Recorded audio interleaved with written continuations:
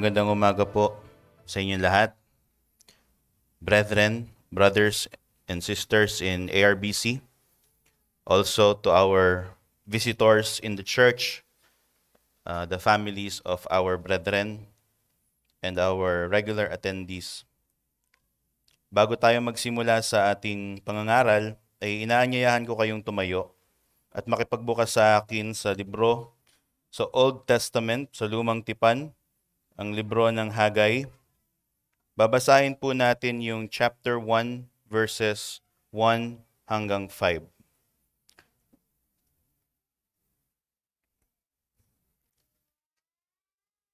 This is the very words of God.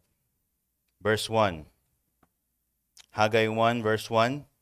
In the second year of King Darius, on the first day of the 6th month, the word of the Lord came through the prophet Haggai to Zerubbabel, son of Shealtiel, governor of Judah, and to Joshua, son of Jozadak, the high priest. Verse 2, This is what the Lord Almighty says. These people say, the time has not yet come to rebuild the Lord's house. Then the word of the Lord came through the prophet Haggai. Is it a time for you yourselves to be living in your paneled houses while this house remains a ruin? Verse 5. Now this is what the Lord Almighty says. Give careful thought to your ways. Blessed be the reading of the word of God. Please be seated.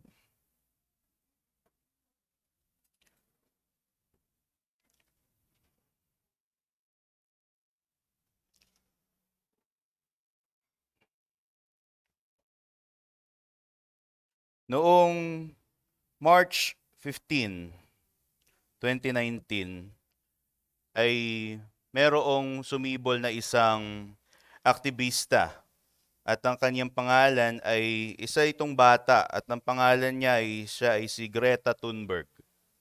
March 15, 2019 ay nag-arise ang movement nitong si Greta Thunberg at isa siyang estudyante at siya ay nanguna sa isang movement, isang aktivismo patungkol sa climate change. So, ang sabi doon sa balita ay she spearheaded the first global climate strike, inspiring students. Siya ay estudyante. Junior high pa siya nito, kung hindi ako nagkakamali. So, siya ay around 12 hanggang 14 to 15 years old nung sinimulan niya itong kanyang protesta. And she inspired thousands of students to participate in this movement. Lalo na nung nag-deliver siya ng speech doon sa Golden Camera Awards. According sa BBC, ay nagresulta daw iyon ng maraming mga estudyante na mag-cutting sa kanilang mga klase. Hindi daw sila pumasok sa kanilang mga paaralan para sa anong dahilan? Para samahan si Greta Thunberg sa kaniyang aktivismo. It gained mixed reaction, yung nangyari na ito. Some viewed it as a bold movement or bold commitment to environmental justice. Some viewed it as an example of a person trying to take a too big of a problem for their very little skills. Ngayon, this tells us that whether we are doing any tasks, brethren, yan pa ay malaki o maliit, it requires genuineness and commitment. These two characteristics are important for the person in charge doon sa ginagawa niya. Similarly, in the text that we have read, we have read for the sermon, the Israelites were privileged to have been delivered from the hands of the Babylonians for 70 years. Now they have a very important task to do or to accomplish. We will find out along the way kung papaano nila iyon pinagrespondihan. Now, the context of our chapter in Haggai, or this book, the context of this book is, ito ay tinatawag nila na pinakauna sa mga post-exilic na mga writings ng mga minor prophet. Anong ibig sabihin nun? Ang ibig sabihin nun, siya yung pinakaunang writing ng mga minor prophet nung makalaya sila ng mga Israelita, specifically mga Judeans, sa kamay ng mga Babylonians. For 70 years, they were captive under the rule of the Babylonians. At nung nasakop or nag-arise itong Kingdom of Persia, nabigyan ng pagkakataon ang mga Judeans na i-exercise yung kanilang religion. The king of Persia gave them a mandate na bumalik sila sa Judah at i-establish yung kanilang templo under sa rulership ni Cyrus the Great. So the Persians gave permission to the Jews to return to Jerusalem so that they would rebuild the temple. Mababasa nyo iyon kung babalik kayo sa Ezra 1 hanggang 2. So the work of rebuilding the temple, however, stopped. Ito ay sa panahon nila Ezra. Binubuo nilang muli yung templo ng Diyos. However, tumigil iyon sa ilang mga kadahilanan. Una ay dahil merong oposisyon na nag-arise in their time. Merong mga grupo ng mga Hudyo na hindi kapareho ng kanilang paniniwala ng mga taga-Juda. Ito ay another branch of Israelites. At tinuring ito ng mga kalaban ng mga taga-Juda or nila Ezra. They were described in Ezra as enemies. Pero kung babasahin niyo yung sa Ezra, medyo nakakalito siya. Kasi itong mga to, ang gusto nilang mangyari is tulungan sila Ezra na itayo yung templo. Ngayon, ang sinabi doon sa text is sila ay mga kaaway. Kaya naman, hindi sila pinayagan ni Ezra na makilahok doon sa pagtatayo ng templo.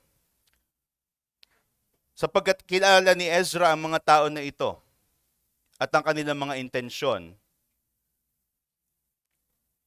Ang nangyari is itong mga kaaway na ito is inudyukan nila yung mga Israelita na huwag tulungan si Ezra sa plano ng pagtatatag muli ng templo ng Diyos.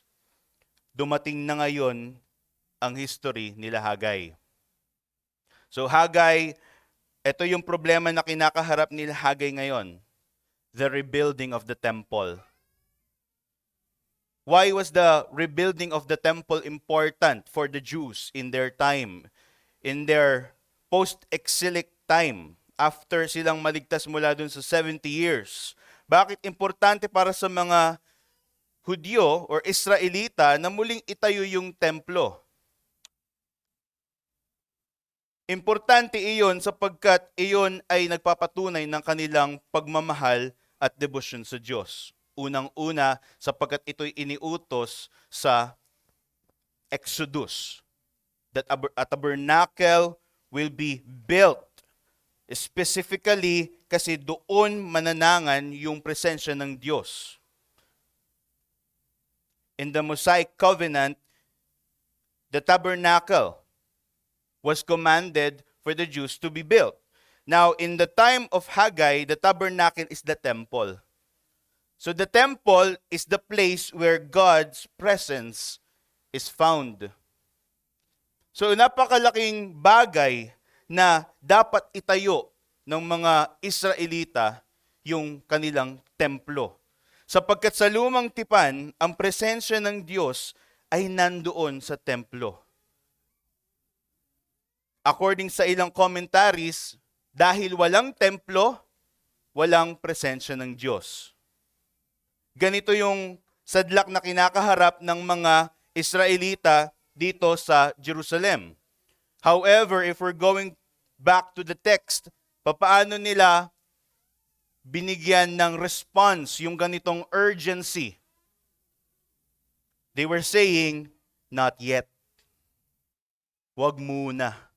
And this leads us to our message. Our message for this morning worship, brethren, is this: God reveals the genuineness of our worship through His judgment of our willingness to obey Him and the content of our priorities. Hinahayag ng Diyos ang pagkatotoo ng ating pagsamba sa pamamagitan ng paghusga, una sa ating kawalanggana sa pagsunod sa Kanya, at pangalawa sa nilalaman ng ating mga prioridad. Let's go back to our text. Verse 1.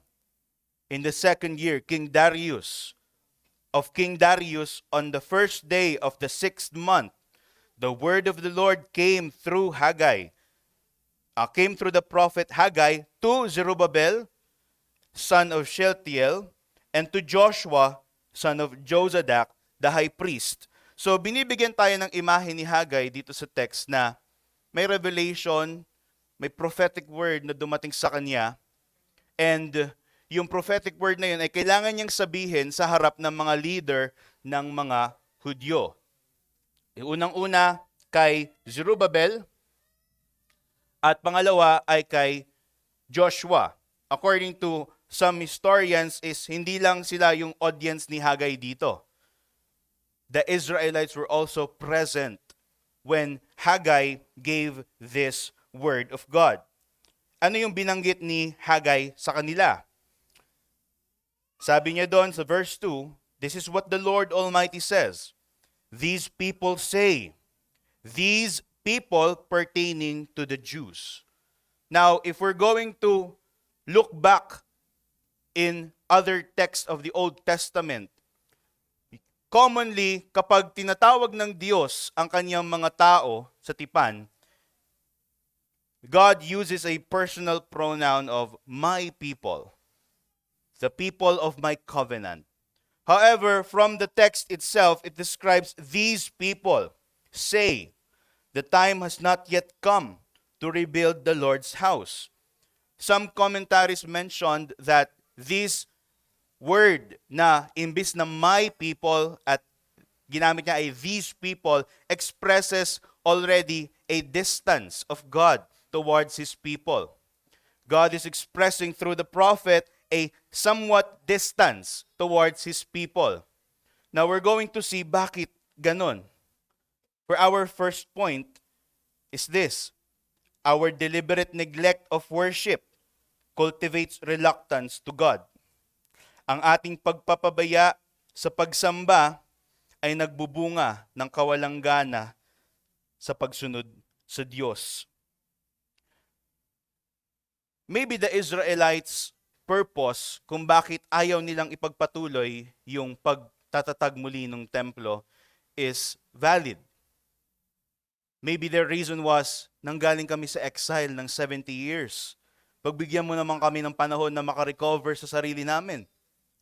Tulungan mo naman kami sa sadlak naming sitwasyon. It might be that this is the reason kung bakit nabanggit ng mga Israelite na not yet. The time of the Lord, or the time has not yet come to rebuild the Lord's house. It is a pious saying from the Israelites. It is somewhat a rational, holy decision for them to prioritize first their families and to say that this rebuilding of the temple can wait. Wag muna. Kasi ganito yung naranasan namin. Kasi kulang pa kami sa yaman. Hindi namin kayang tustusan yung rangya na hinihingi dun sa disenyo ng templo. Maaring ito yung dahilan kung bakit nabanggit ng mga Israelita yung kanilang ganoon na pananalita. Interestingly, God or this saying is not just from the Israelites. It was reiterated by God through Haggai. Iniulit ng Diyos iyong pananalita na yon sa pamamagitan ng kanyang propeta na si Haggai. Bakit ganon? God did not merely recognize or validate the explanation of the Israelites. Rather, God, through Haggai, is expressing judgment with their words. Why? Because their reluctance to follow God is showing their disobedience to His commandments. Ginamit ng Diyos yung salitang ginagamit mismo ng mga Israelita para i-excuse yung sarili nila sa gawain ng pagtatayo muli ng templo. Bakit? Ang sa dahilan ng mga Israelita, kasi mahirap, nagre-recover pa kami. Now, when God used the same statements of the Israelites, He was not just validating it. He was expressing judgment to them. You were saying, not yet, in my command that you would build the temple. Wag muna. Kayo, mga tao, isipin ninyo, yung sinasabi ni Haggai, nung sinasabi ni Haggai ito, is kaharap niya yung leader ng kanilang society, si Zerubbabel at si Joshua. Kasama yung mga Israelita. Ang sabi niya, kayo na mga tao. Ang salita ng Diyos ay ito, kayo na mga tao, ang sinasabi ninyo sa inyong mga sarili ay wag muna nating bigyan ng oras yung pagtatayo ng templo ko. That is the image that is happening in verse 2. Haggai is telling them, God does not see this as how you see it. Now we can give the benefit of the doubt to the Israelites. No? We love benefit of the doubt. Lalong-lalo na kapag disobedience sa Diyos yung ginagawa. We love to excuse people. Now we can give the benefit of the doubt to the Israelites. They were postponing the building of the temple maybe because it's really true na wala silang pera. Wala silang kakayahan. After all, they were exiled sa panahon ng mga Babylonian. How many years? 70 years. Maari mong isipin niyo na sila enslaved by the Babylonians. They don't have the means to save money, to save treasures for themselves. Haggai, grabe ka naman. 70 years yun, no? Hirap na hirap kami dun. Bigyan mo naman kami ng pagkakataon na siguro makarecover. Yun lang naman. Di ba naintindihan yun? Andun ka din eh. Maybe the Israelites were saying those things to Haggai in their mind. Yun na yung gusto nilang maging respond.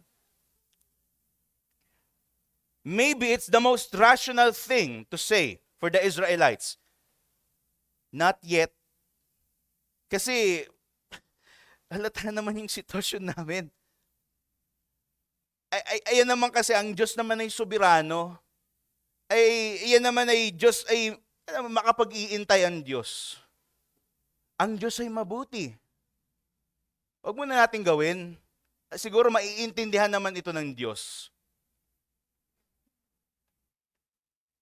Maybe that was the mindset of these people.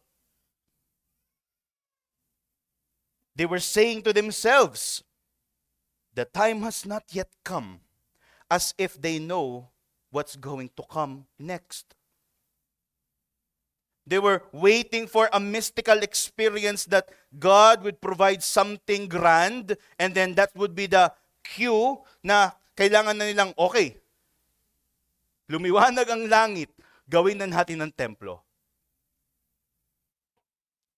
That's the other side of that statement. Hindi lang siya mere rationalization. No? But again, let's give them the benefit of the doubt. maybe they were, after all, truthful in their statements. That they were trying to trust in God, in His providence. They would wait for the Lord, that the Lord would provide something grand for them so that they would continue in the rebuilding of the temple. Brethren, let me remind you that they were neglecting the building of the temple, and that means they were neglecting the presence of God amidst them.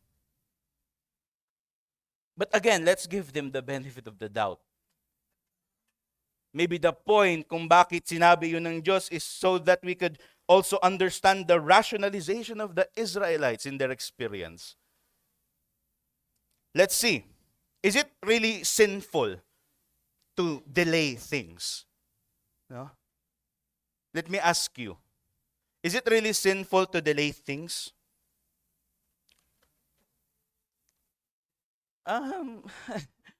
Depende yan, Paul. No? Totoo naman na depende iyan. On some occasions, delaying things can be an act of wisdom.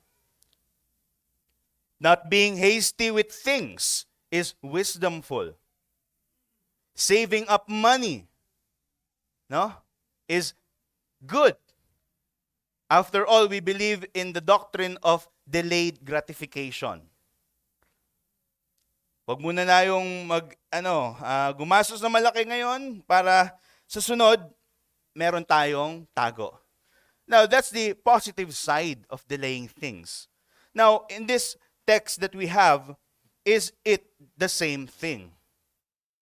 Delaying things can also be understood in our time as procrastination. Procrastination is an act in which we deliberately delay doing something, even though we know it must be done. We're already aware of the situation. We're already aware of the consequences. We're already aware of the gravity of our neglect of it. However, we seem to say to ourselves, wag muna. Procrastination. Kagaya ko, procrastinator ako. Ayan. Magche-check ako ng activity ng aking mga estudyante. Ang deadline linggo, magche-check ako Biyernes. Pero nasimulan nang i-open yung checking Lunes pa lang. No? Yan ang example ng procrastinator. Kaya nung binubuo ko itong sermon, talagang kakaiba eh. Sabi ko, wow. Okay po. But that's just menial, no? What about the procrastination of the Israelites? Huwag ka muna mag-judge. After all, they were rational in their decision. Duh! Hagay, wala pa nga kaming kakayahan. Ano bang gusto mo? Now, according to an article in New York Times, it said that procrastination is not a problem of self-control daw. Rather, ang procrastination daw ay coping mechanism. Ganda. Saan daw? Coping mechanism daw iyon sa ating emotional drain. Coping mechanism daw iyon sa stress. Coping mechanism daw iyon sa anxiety natin. Coping mechanism daw ang procrastination, yung pagde-delay mo sa mga kailangan mong gawin para dahil sa ating nararamdamang low self-esteem. Sabi doon sa article sa New York Times, delaying something can be beneficial to our health.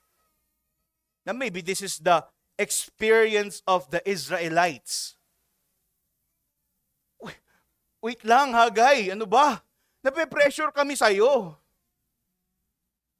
Nakaka-pressure naman yung tawag mo. Wait lang. Sandali lang. Huwag muna nating ayusin yung problema natin sa templo, kahit na wala pa yung presensya ng Diyos, wait lang. After all, ang Diyos naman soberano eh. After all, ang Diyos naman ay present everywhere. It might be their reason, lalo na siguro kung nakita nila tong mga New York Times article, ano? They would be more justified. They would say, Hagay, sabi sa article, nai-stress kami. So, delay muna natin yung rebuilding ng temple. Now, for the matter of the Israelites, this cannot be an acceptable excuse. The people of God delaying the work of God, especially building the place where God instituted that He will be there. Dun siya pumupunta at nakikipagdangan sa mga tao niya. Now, brethren, question yourselves. Are you accepting this action of the people of God towards their God?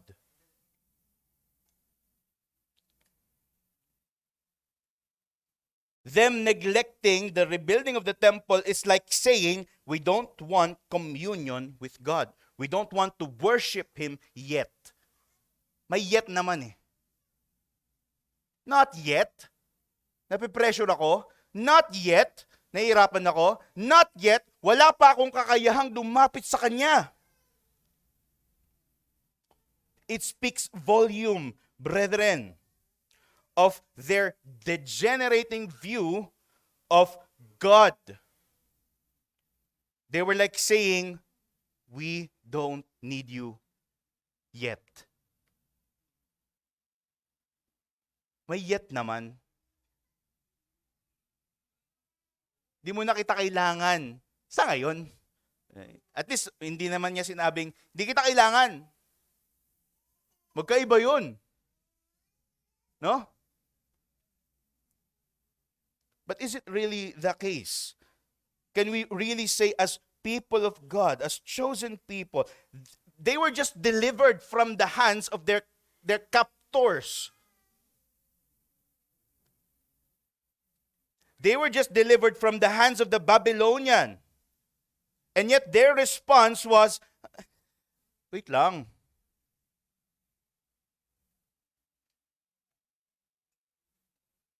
Now, the Israelites are not far from us.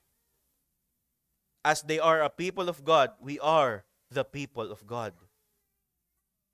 Brethren, sa ating mga Kristiyano, hindi tayo inutusan na itayo ang templo. Walang utos na ganun sa atin. Ito ay pumapatungkol sa larangan ng ating pagsamba sa Diyos. Yung utos sa kanila na itayo yung templo sa atin ng mga Kristiyano sa Bagong Tipan, ito ay pumapatungkol sa larangan ng pagtingin natin sa pagsamba sa Diyos. Ang templo ng Diyos sa Bagong Tipan ay kung nasaan yung mga tao ng Diyos nagtitipon. It is not in the building anymore, rather where the people of God meet together. That's where the presence of God is.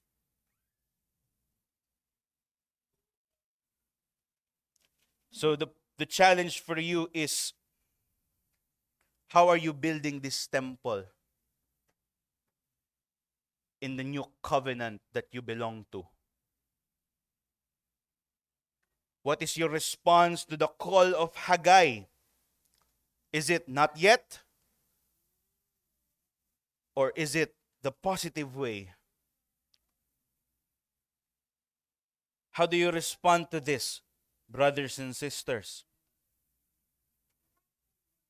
The temple for the Christians is the gathering of the saints. The gathering of the people of God and their view of worshiping their God.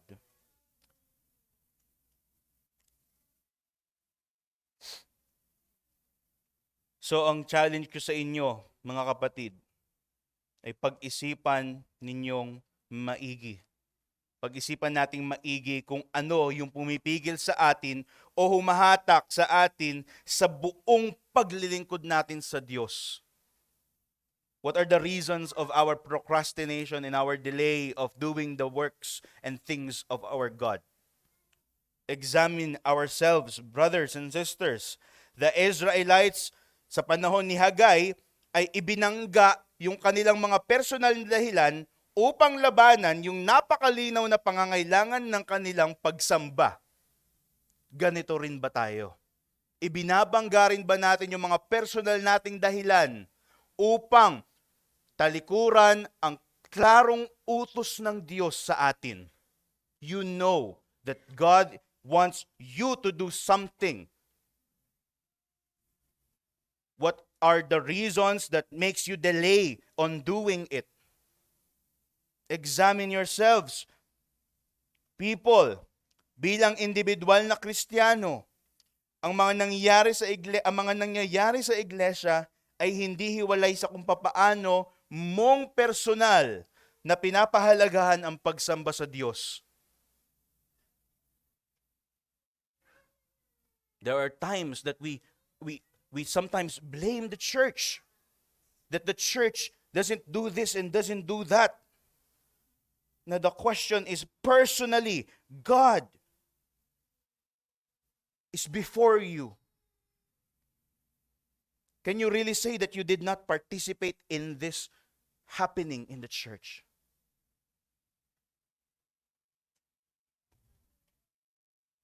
After all, the message of Haggai, the judgment of God towards the Israelites, are not just for Zerubbabel and for Joshua, not just the leaders of the church, but to the people of God, the Israelites, the Judeans.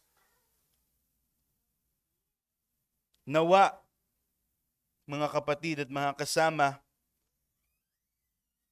ay wag nating hayaan yung mga dahilan natin na lamunin yung ating mga konbiksyon sa pagsunod sa Diyos. Kagayang kapag may sakit sa pamilya, nagkakahawa-hawa sila. And this is the logic even to the church. When one sins, when one fails, we feel it. When one is down, we feel it. When one is sad, we feel it. We understand it. When one is sinning, we know it. And we participate in that sin as well.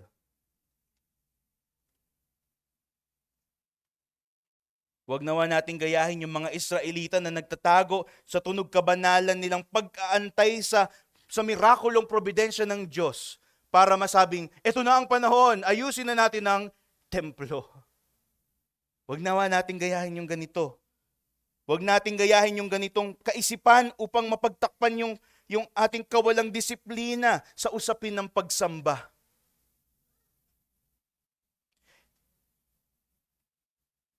It is bad to neglect, brothers and sisters, our duty. But it is worse to use the providence of God as a vouch for patronizing our neglect. Mali nang maituturing kung papababayaan natin ang ating mga tungkulin. Mali iyon. Pero, mas masahol rito ay kung gagamitin pa natin ang probidensya bilang rason sa pagtangkilik sa ating kapabayaan. Now the call for you is that examine yourself.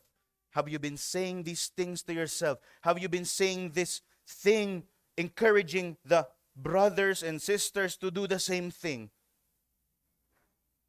Or are you a cause for the building of the temple, the building of the members of the body of Christ? Choose your side, brother. And the time to act is now. Sa mga kasama naman natin na hindi pa mga Kristiyano, ikaw na hindi pa lubos na nagtitiwala sa Panginoon na si Jesus, ikaw na patuloy na nagsasabi na hindi mo pa kailangan ng kaligtasan, ang mensahe sa iyo ay huwag mo nang ipagpaliban pa ang pagsisisi mo sa kasalanan. Ang pangangaral na napapakinggan mo ngayon ay ang probidensya ng Diyos upang tawagin ka niya, halina, manampalataya ka kay Kristo. Lumapit ka ng may pagsisisi sa Diyos.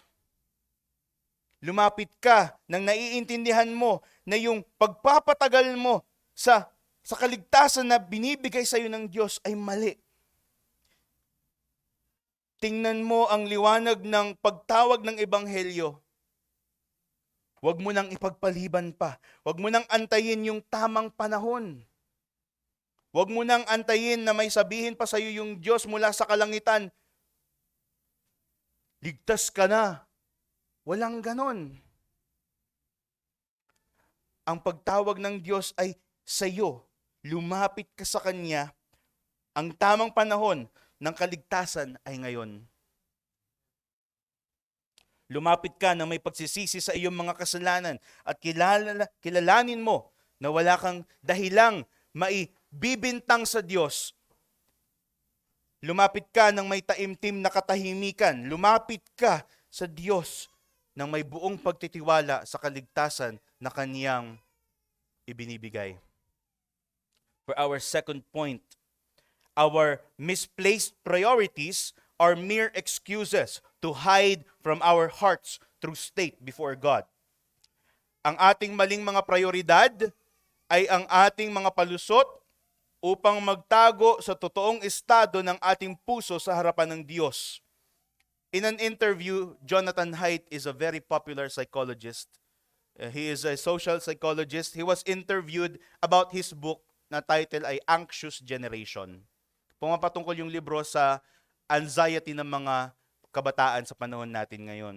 And ano yung mga dahilan nun? So, yung reporter was asking Jonathan Haidt, the psychologist, na ang mga Gen Z daw is recorded na less yung pag-participate sa premarital sex. Sabi, ang ganda daw. Kasi sabi, less yung pag-participate ng mga Gen Z sa premarital sex, less yung pagdidrink nila ng alcohol, less yung pagsisigarilyo ng mga Gen Z, less yung pagpunta ng mga Gen Z sa parties. It seems that the new generation or the Gen Z is better, sabi ng reporter. Ang reply ni Jonathan Haidt is this: why do you think those things are happening? Bakit sa tingin mo, hindi sila nagpa-party, hindi sila nagpe-premarital sex, hindi sila naninigarilyo, hindi sila nakikipag-socialize, hindi sila nagiinuman? Bakit sa tingin mo? Sabi ni Jonathan Haidt, because these children are more engaged with their smartphones and gadgets at home. Negatively, maybe positively, hindi na nila nagagawa yung mga ganung kasalanan, yung mga ganung bagay, ano? But negatively, the effects of using smartphone ng mga Gen Z and gadget nila at home is it makes them miserable, lonely, and anxious. Sabi doon, hindi nga sila nag-engage sa mga ganitong activities. Sabi ni Jonathan Haidt. Pero ang ini-engage nila is online porn. Online bullying. Ang ini-engage nila is panonood ng mga horrible contents sa social media and sa internet. Ang pinapanood daw ng mga Gen Z is yung mga video na walang sense pero may mga nangyayaring karumal-dumal. May pusa na nilalagay sa blender. Yan daw ang ini-enjoy ng mga kabataan ngayon. It seems positive. They're not doing these actions.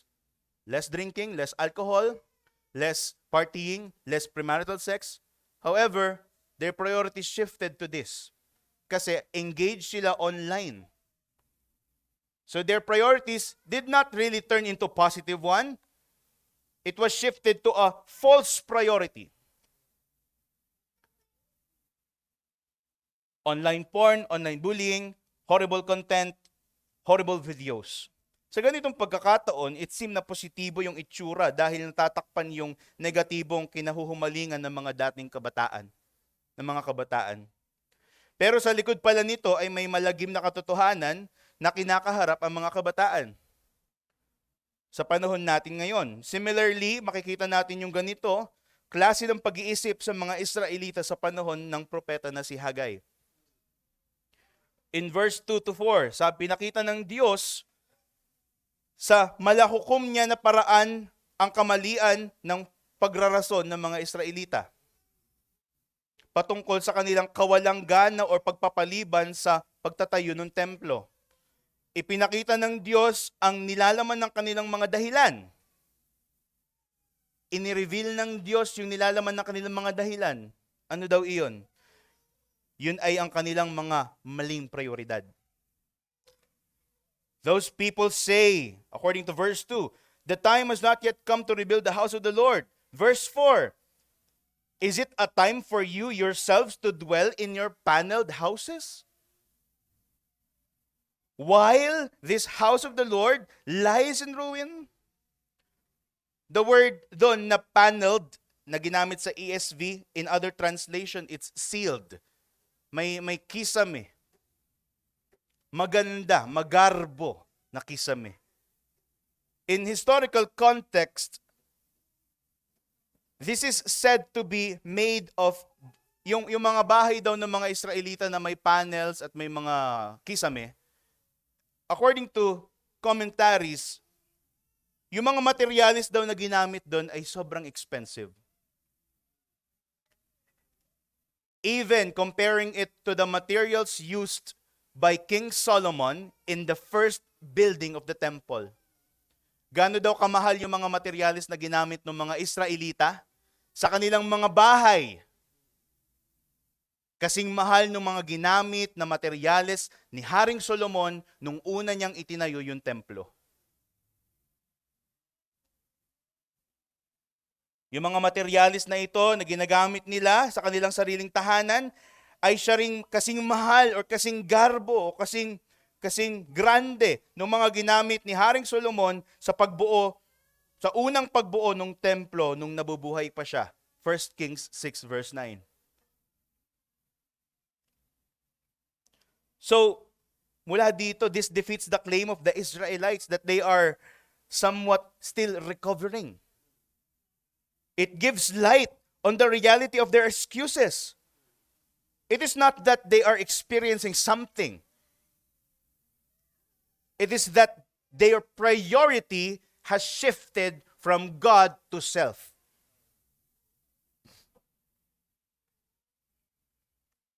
They were not magically waiting or piously waiting for the providence of God para ayusin yung templo.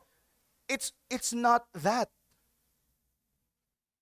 The reality is, their priorities shifted. The priority of the people of God shifted. According sa commentary ni Cale and Delitz sa Old Testament, if they themselves lived comfortably in their paneled houses, their civil and political condition could not be oppressive.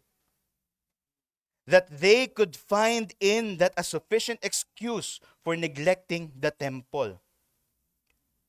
Sa Filipino, ang sabi nun sa commentary, kung sila mismo ay naninirahan ng komportable sa mga bahay na may ang tawag dyan sa ganyan? Kisame.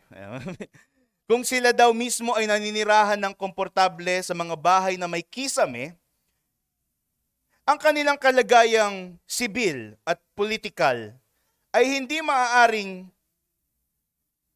mapang-api. Kasi kung mapang-api iyon, hindi sila makakabili ng ganon. If they were still recovering from their experience, if it is true that they are disheartened because of the people na ayaw buuin yung templo.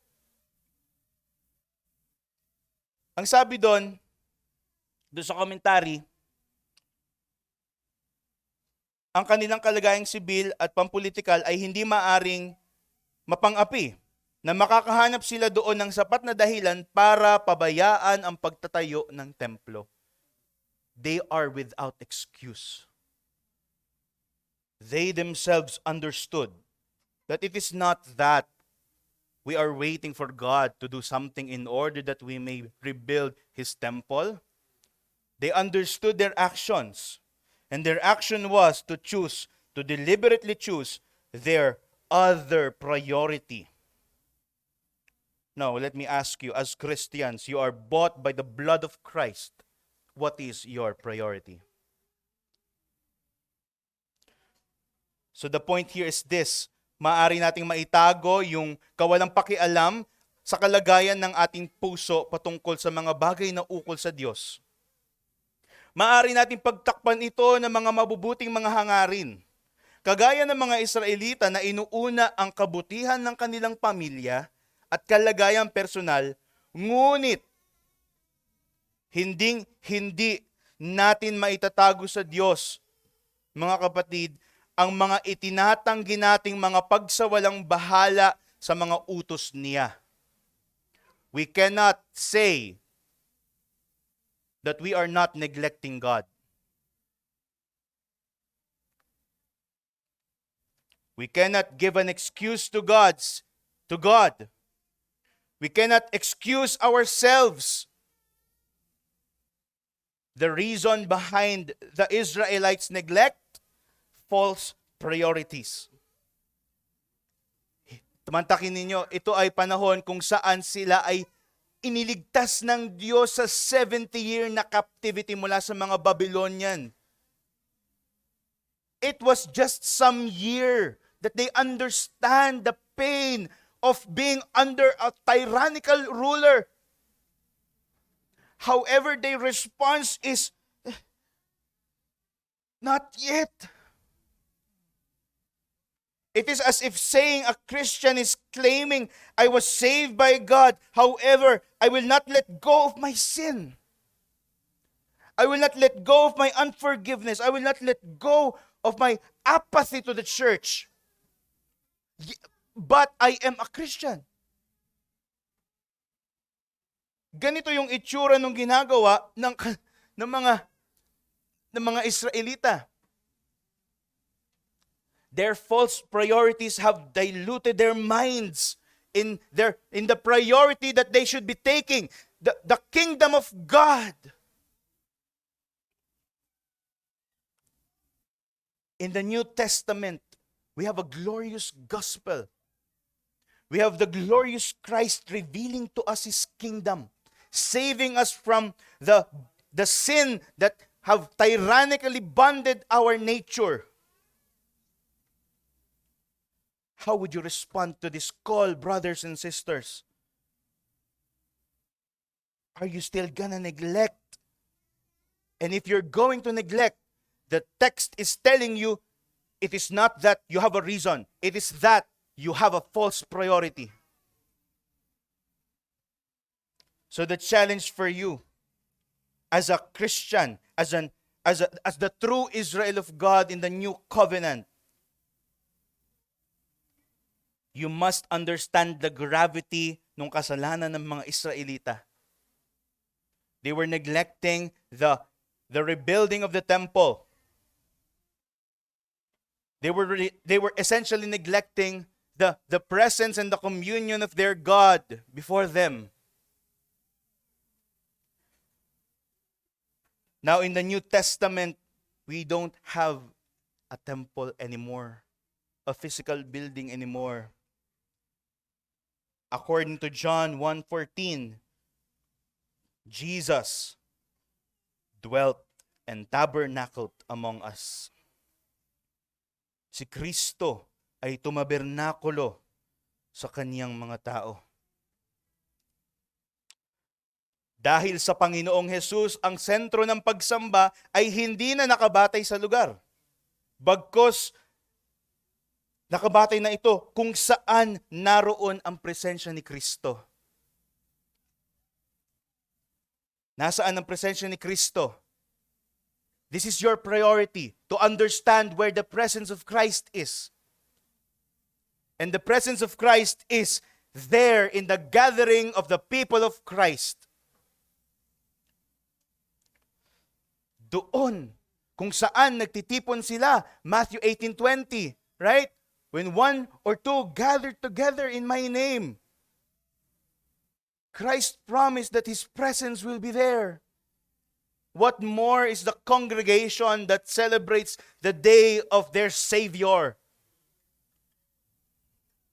If you proclaim that you have a reason higher than the reason of proclaiming the glory of Christ on the Lord's Day, what are you saying? That Christ is lying? Is Christ a liar? Is Christ have a darkness in him? Brethren, there is no darkness in Christ. He is light, and the Father is light. As the Father is light, Christ is light. He reveals to us the darkness within us, not a darkness in Him. The darkness is within us, our false priorities. Brethren, we are called to a destiny of glorifying the God of this creation. What is there better priority than that? To glorify Christ in the midst of unbelievers.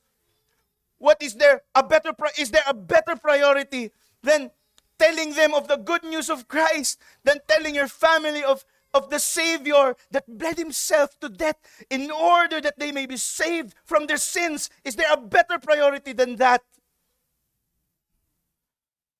Is there a better priority than calling your brother, your sister who is weak in their faith and proclaiming to them, God understands you?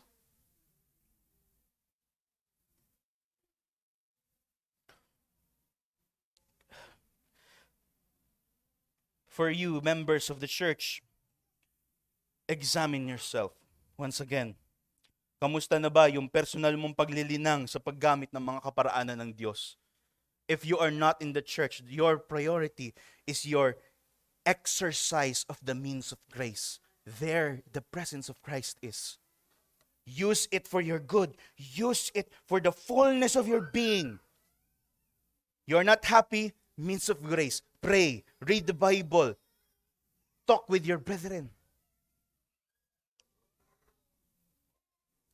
For the church, the challenge for you is this. How are you involving yourselves in the work of making each other holy? Paano mo sinasangkot yung sarili mo sa pagpapabanal ng mga kapatid? This must be your priority. I want you to note from the text the details of the timeline na binigay ni Haggai. Haggai is a very organized prophet. From the very first verse, sabi niya doon, in the second year of King Darius, on the first day ng kailan? 6th month. Sobrang detalyado. According to some commentators, it is the beauty of the writings of Haggai. Na ipinapakita niya na yung kung gaano nagre-respond yung mga Israelita sa salita ng Diyos. Time-bound. May time kung kailan sila tinawag, kailan sila nag-respond, kailan nila naintindihan, kailan sila nag-respond after nila maintindihan, kailan nila ulit binuo yung templo. Now this gives us the principle that that in our prioritizing of the works for the kingdom of Christ, it gives us the understanding or the principle na we're not just waiting for a grand providence. Hindi tayo nag-aantay ng mga pagkakataon lang. This gives us the principle na hindi lang tayo nag-aantay ng pagkakataon, okay, may nangangailangan ng tulong, doon ako tutulong. Maganda yon, pero the principle is this. It gives us the idea that in our prioritizing of the things of the kingdom, the things of the church, the things that are of worship, kailangan tayo ay meron tayong maayos na plano kung paano natin ito ginagawa. Kailangan meron tayong disiplina sa paggamit ng mga kaparaanan sa pagpapalalim ng ating debosyon sa ating Diyos. Bakit kailangan nun? Bakit kailangan natin ng disiplina? Hindi ba parang masyadong stretch naman na yung interpretation mo? Kailangan ng disiplina, brethren, kasi kilala natin yung sarili natin. Kilala natin na kapag may isinet tayong oras, ang unang papasok agad sa isip mo kapag nag-alarm yung cellphone mo sa umaga, 5 minutes pa. Kung hindi pa yun indikasyon na kailangan mo ng disiplina, ano pa ang kailangan mo? This is not just a going to work task. This is a task of the kingdom of Christ and our view of worshiping Him. We need to organize ourselves in the discipline of the means of grace. We need to set a time where we would enjoy and savor the very words of our Savior. We need to set a time in which we would commune with the Holy Spirit in praying to the Father. We need to set a time for the Lord's Day that it may not be interrupted by anything other than the Lord's Day things. We must be clear in our ways. We must be strategic, brethren. The devil has been living since the creation of time. He knows better than us. He knows better than us. However, we have the best strategy. We have the best tool against the devil. The Word of God. The means of grace. Our object of priority must be to beautify the church venue. Is it our priority now? Our priority must be to deepen and keep our devotion to our Lord Jesus Christ. Having a deepening understanding of His life, His finished work, and achieved through the means of grace. Alam mo, ang pangit sa Kristiyano na may maling prioridad is ganito. Dineneglect niya yung alam niya nakakabuti sa kanya. Now, if you are a Christian, confronted with this word that you are now understanding you have false priorities, let me encourage you, brother. Let me encourage you, sister. The blessings of Christ in your salvation is far greater than the satisfaction that you are experiencing in your false priorities. You are justified before God. You are sanctified before God. You are made holy. You are made to delight on the good. There is purpose. We are not meaningless creatures. There's good, there's beautiful, there's true. I encourage you, brother and sister, delight in these things. Reflect in these things. You are missing out. The beauty of the gospel is that it benefits you. It frees you. It liberates you from the bondage of sin. It gives you this perfect image of Christ.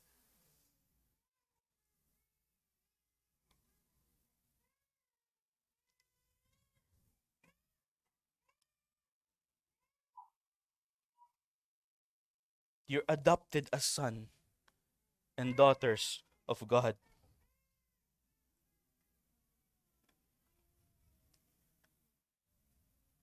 For the unbelievers, kung hindi ka pa rin lumalapit at humihingi ng saklolo kay Jesus para sa kaligtasan, patuloy pa rin yung pagdadahilan mo upang takasan yung realidad ng higit mong kailangan, tiyak ang kapahamakan mo.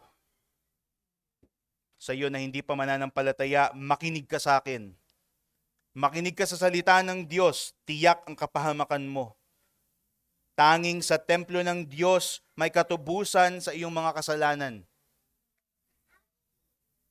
Tanging kay Jesus may katubusan ka ng kasalanan. Hindi sa mga Diyos-Diyosan na hindi ka makakasumpong ng biyaya sa mga Diyos-Diyosan.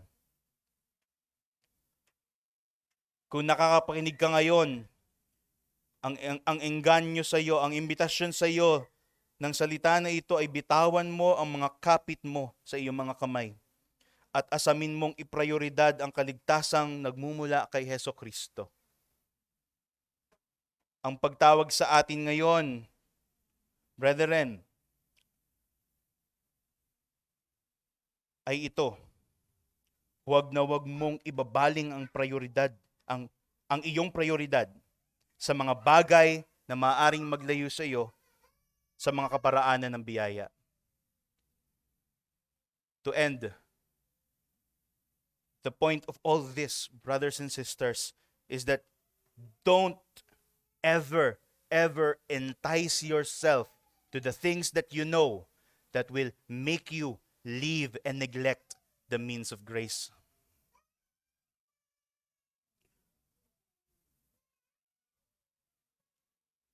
You must persevere because our cause, our priority is the worship of Christ. You must persevere because your life is short. You must persevere because our duties are not menial duties. We must persevere in prioritizing God in all the aspects of our lives because we are serving Christ, the Lord and the King of salvation. Sabi ni Thomas Brooks, to conclude, your life is short, your duties many, your assistance great, and your reward sure. Therefore, faint not, hold on and hold up in ways of well-doing, and heaven shall make amend for all. Let us pray. Our Heavenly Father, our glorious God, we thank you for the truth of your scripture. We thank you for its confrontation of our sins. We thank you for its detailed and organized thoughts. We thank you for your wisdom, Father.